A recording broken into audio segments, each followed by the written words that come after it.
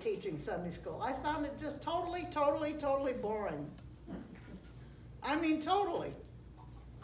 Because, you know, you have to read a little story to them, and then they have to color a picture and do a craft project. And I thought, what is this? This is just bullshit. This is not reality. This is not their reality, and it's not mine. What could we do that would be interesting, would be more worth something?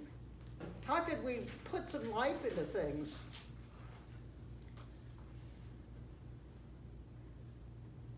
Leading tours was experiential education for the ministry. It was so profound. It changed people's lives. Jenny's led a tour. He's going to get ready to lead tours of children. I mean, there's things going on, but experiencing these things instead of just reading them in the Bible and smelling the air and tasting the air and knowing that it's reality. One day in the Bible classes, which I taught at Portland Community College for 17 years, there was a Hindu man who came in from India. And he took the whole term about Paul and the book of Acts and all of Paul's letters. He stopped class every 5 minutes and asked questions. And I showed tons of slides, because I've been on almost every biblical site in the world. So 2 years later, he came back at the end of school. I was leaving the room. It was the last school class of the year. And he walked in and he said, I have become a Christian because you convinced me, and I saw that Christianity is the only religion in the world based on history. And I would say Judaism also. But that's what he saw. He said, I'm going back to India. I'm a professor at a university. I want to train all the professors at the university about Christianity. And I want copies of every slide you showed in class. I was leaving in 10 days for the Holy Land. I had to do. But guess what? I did it. Never heard from him again. But that's the kind of impact you can have. There were 2 children that took the whole class, the whole 2-year course. 1 year studied Old Testament, next year New Testament. And these children were 7 and 8 years old. And their parents didn't bring any papers to color, and they didn't bring any toys to play with. They brought them, and they brought their Bibles. And it was a 2.5-hour class. And they loved it. We're always giving things to keep children quiet instead of giving them great opportunities. Now, I've checked up on this case, and recently I've met with the parents. I mean, this is, 40-some years later. So I'm following through. What were the results? And so the mother told me, last time I saw her, she said, I don't think I ever told you this, but one day my son came home from school, and he was the youngest one. He said, Mom, I'm so excited. I know my favorite book in the Bible. And she said, what is it? He said, Revelation. The week before I'd said it was my favorite book in the Bible. But that was exciting to him. Most people say it's just confusing. But I went to Patmos. I went to the 7 churches of Asia, which are all in Western Turkey, and they're all, the ruins of many of them are still there, and some of them in good shape. But it was extremely important to him. That kind of excitement we need to see in children. It just annoys me that parents think they need to have a babysitter or somehow or other figure out a way to entertain their children instead of allowing them to experience it. But I'm a gifted experiential teacher. Other kids would have been bored. I mean, you can hear people teaching the Bible, and you have to be an adult, you have to follow, and you can't ask questions and so on. But I put excitement into every single class. Every class was an experience. Anybody want to address that who's here? You told stories. You told stories. You taught us how to teach stories. By telling a story, it holds people on the edge of their seat. They're engaged. They're with you. Yes. And all of you could do this, but none of you have been really taken to this level of training. What I'm saying tonight is worth beyond price. It's beyond price for you. If you take it in and hear it and pay attention, you will never have a more important thing going on in your life than to hear this. So I went 24 times to the Holy Land. You'd say I'm obsessed. Well, maybe I was. But the point is, I also went to many other countries. I went to 55 countries. I went to 7 times just to Pakistan. Cindy Womack has been to Afghanistan. I mean, this ministry is a place where people learned and experienced and grew and had these experiences that are just unbelievable. We took Lila to the Holy Land. And she was down at the bottom at Mount Sinai while we climbed, which was about a 10-hour job to climb it and come down. And she was down at the bottom with my husband Jerry, and they climbed a rock all day. And they experienced what she could do. It took a woman that was very advanced multiple sclerosis, very advanced, and in a wheelchair a lot of the time, to the Holy Land. We came to Hezekiah's Tunnel, and I always tried to make the tour as tough as possible, because the tougher it is, and you're away from home, you've lost everything that is your security system has been ripped away from you. You can't go home. I guess they could, but anyway. Or you threatened to send him home. Well, sometimes that was necessary, but anyway, it's just amazing what they can do. So we usually walk through Hezekiah's Tunnel, which is 1/3 of a mile long. It's totally dark. It's very narrow, and it's full of water, and you never know how high the water's going to be. I've been in it when the water was up to here, and I've been in it when the water's down to here. So I said to 2 men who were both more than 6 feet tall, here's this woman. You're to take her into Hezekiah's Tunnel and get her through. Boy, they came out a wreck. They came out a wreck, because they had to go down and push her through 1/3 of a mile in the dark in this horrendous situation. It's like going through the birth canal. No kidding. Isn't it? Yes. Dorothy and I bonded there. I know. And people would look at me and say, you're crazy. Can I speak to that, Betty? Please, Lance. What she just said was very, very important. People would look at her and say, you're crazy. And this is the thought that comes to our own mind. We get an idea, and it's a great idea because it's experiential. But then there's always the person inside of us that says, that's crazy. Because see, when we limit experience for the sake of control, and if we try to control the environment and control the lesson and control the relationships and the dynamics, we put a cap on the experience. But when we allow the opening and let go of the control, knowing that I'm stepping into the unknown, we're going to do a skit. We're going to do a role play. We're going to, at family therapy camp, we're going to allow the person who's mentally retarded to play Jesus. I have no idea how that's going to go. And I'm going to let go. But it's not crazy. It's the people who would say that's crazy, but it's not crazy because we're not being reckless here. We're stepping into a place that's unknown, but we are opening up ourselves in faith that God now is going to take control. And that is where the experience happens. And once you experience it, it is there for life. And you will never experience experience the same thing again. This is how we get into rapid development. People all the time have an experience.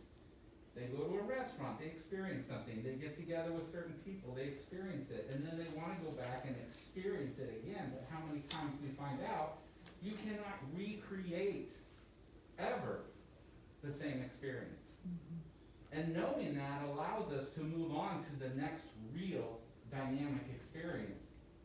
One client comes in and we have an experience, but the next client after that is going to be something totally different, always. And the next week, the same client, we will not have the same session that we had last week, and that is okay.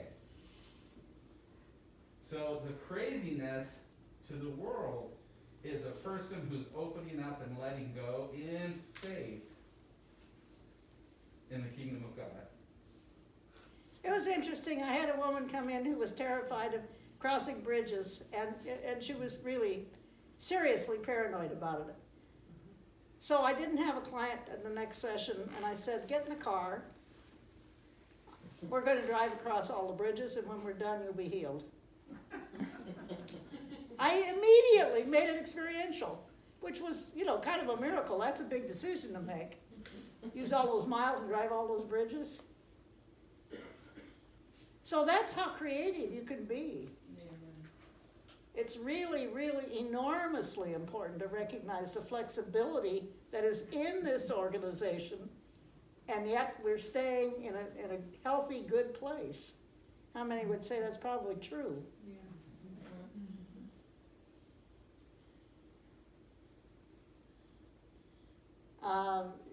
Jerry was a very good school teacher. He was really a good school teacher, my husband, and I taught a lot for him. When he read a book to the class, he would change the names in the book to people in the class. Mm-hmm. So when I was trying to read the book, I said, well, they say, well, no, that's not me, this is me. But that's okay, but that's that creative part, that's experiential. And so it was just huge.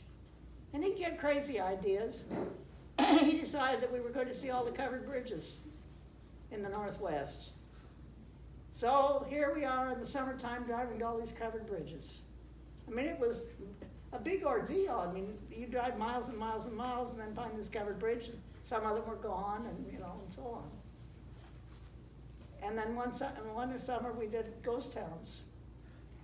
And another time he wanted to see all the national parks in the United States and so on. And we traveled to all 50 states. Now, when the children were in the car, and we had a book, and the book told the names of all the small towns, how they got their name, how many population lived there, what the industry was. So we'd we'd drive to the border of a town, get out the book and read about that, and then go in and check it out, and interview people, and ask them what it's like to live there, and relate to people. Can you imagine? These were living lessons. And every day, I read the Bible. I read the whole New Testament to them twice. And then later in the day, we'd have an M&M quiz. And we had one M&M questions, two M&M questions, three M&M questions. And we all played, and we all took turns. It wasn't just the children. We weren't just entertaining the children. We were experiencing it together. It was part of the story. It's part of the bigger picture. We're all learning. So how did this affect our daughter Laura? She's a very extreme experiential learner. School was so boring to her, she just thought she'd die. She hated it. So that was important. Thank you. Whoops.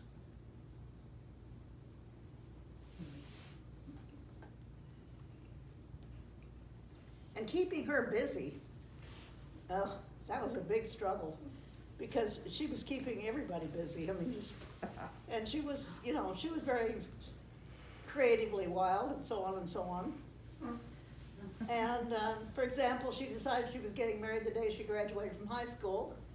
She said, well, we're getting married, and I'll make my wedding dress. She'd never sewn in her life. She got the sewing machine out and made her wedding dress. I mean, that's just the way she was. So one of the things that affected her deeply were the covered bridges. And she heard that the Lincoln County was tearing down the oldest covered bridge in Oregon. And she went to the county commissioners with her husband and said, "We want it, give it to us, we'll rebuild it. We have a bridge and a waterway that will exactly fit the dimensions of the covered bridge." So all these pieces were delivered to her house from this covered bridge. They had to stop tearing it down and get all those pieces to her house, and it took 3 or 4 years for them to finish. It's a huge, huge, huge job. They had to buy special equipment to hew the wood in the methods in which they hewed the wood in the past. I mean, and then the upkeep of it and painting it and so on. She involved all the kids at school. She sold planks to help with the expenses of the covered bridge, and they all sold. And they all participated. She involved some of the youth programs down there for troubled kids and would pick them up, the troubled kids, and they come and work on the bridge. And it was a really very significant job. And the Historical Society of the United States decided to give her an award for what she did. So how that influenced later, what I'm saying is, we don't know why we do certain things. But this can influence our ability to think, to develop, to learn other systems, new ways to do things. She was a very naughty child. I let her get married at 18 to a drug addict and an alcoholic, and she was using drugs too, and it was very naughty. Tortured her sister to death. But the point was, she's an experiential learner. She wasn't going to learn by me taking it away from her. She was going to learn by experiencing. And if you have an experiential learner and you take it away from them and think you can teach them by your directions, a true experiential learner is not convinced of that entirely. How many would say that's true? So anyway, and so on, and she does remarkable things. But the reason I could let her do all those things is this. When I came home from church one day, she had been in church. She was sitting next to the director of Christian education, who was a Chinese woman who was being deported the next day back to China. And she was upset about that, and she was about six or seven at the most. And she came home and I was washing windows, and she said, "Mother, I have something I need to tell you." So I sat down, and this is what she told me. When I was in church today, we had an empty cross in the front of our church on the wall. She said, "When I was in church today, I saw Jesus." And I said, "Well, tell me exactly what you saw." Well, I saw his feet first, and then I looked up and I saw his whole body. And then he said to me, "Now that you've seen me, you will always know me."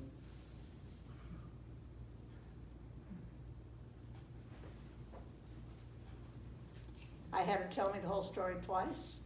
I wrote it down. We never discussed it again.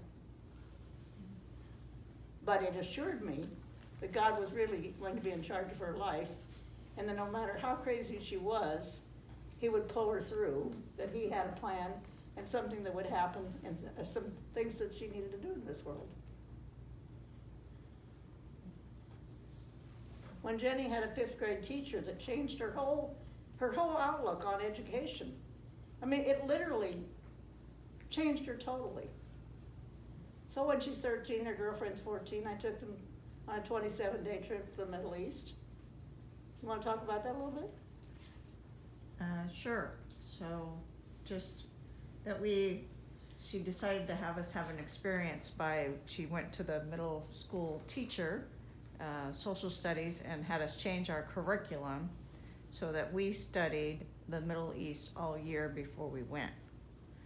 Change the curriculum of all the students in the school in that grade. Wow. And we studied the history, the religions, the different religions, and historical part of the religions, and the archaeology part. So we studied it all year.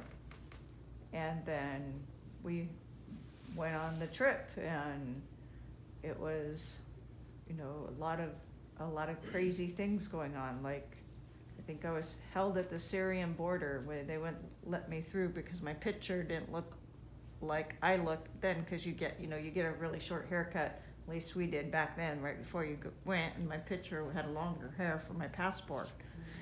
And so they were not gonna let me through. So then Mom has to, you know, work on us getting through. You know, you have these experiences that help you see the bigger picture.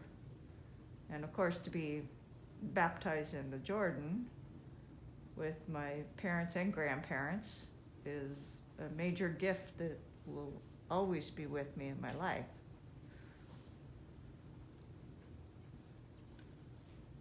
So it's, my goal and Jerry's goal, children learn best by experience. He developed a whole outdoor education program in Beaverton School District 48 and ran programs for many years. But we just gave these things. And I was just a substitute teacher, and I was paid so much a day. But I always said, what else could I do besides what I'm doing now? And I decided to start the whole recycling program at the junior high. And when 900 kids are finishing the year, guess where all the recycling stuff came? It came to the room where I was doing the recycling program. But that's okay. That's, instead of just dumping it in the garbage can, we did recycling. And then I said, well, I'd like to lead some field trips of kids. I mean, this is not anything I'm paid for. What do you do that you're not paid for? What do you do because you're just going to do something and you want to do something significant? And so I wanted to lead some field trips to archaeological sites and Indian sites and petroglyphs and pictographs, and even camp with them and let them experience.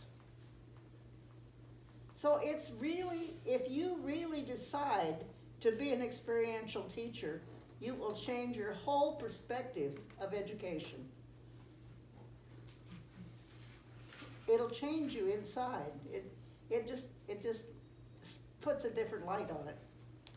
So when our oldest daughter, Michelle, was 17, I took her to the Holy Land. It was my third trip, and she'd been writing to the guide's daughter, and they were both 17. And so I said to the guide's wife and to him, I'm going to leave Michelle with you for 10 days. I'm going on to Italy. That's called holy boldness. You'd say, I couldn't do that. That's your problem. You don't have holy boldness. There's nothing you can't do. And it's still good. So his wife didn't speak one word of English, and Michelle is left for 10 days. And her girlfriend, Bettie, was, took her to school, and she did things, and they had fun. And then it was time to fly home, but she had to fly home by herself. And she had to go to Copenhagen and get off the plane and find a place to stay and get back the next morning to the plane and then fly further home. That's a pretty big assignment for a 17-year-old. I want you to think about that. You go into a city, you don't speak one word of the language, and you have to find a place to stay and figure out how to do it. But she said, Mother, I always thought we did things that every kid did, and I found out nothing we did was what every kid did. She just thought it was normal. But I realize now, nothing about our life was normal, because it moved her. I sent her on the U.S. Heritage trip for junior high kids. They went on a trip to the East Coast and studied all the American heritage places. And just things that, most parents don't want to let go. My job was to develop their ability to be on their own and to each be different. They were each different. They were each differently challenged and differently experienced. And that's with your clients. Don't get in a rut or a routine. It's easy if you're busy to get in kind of a routine and begin to give pat answers and not listen as deeply. How many say that's probably true? Mhm.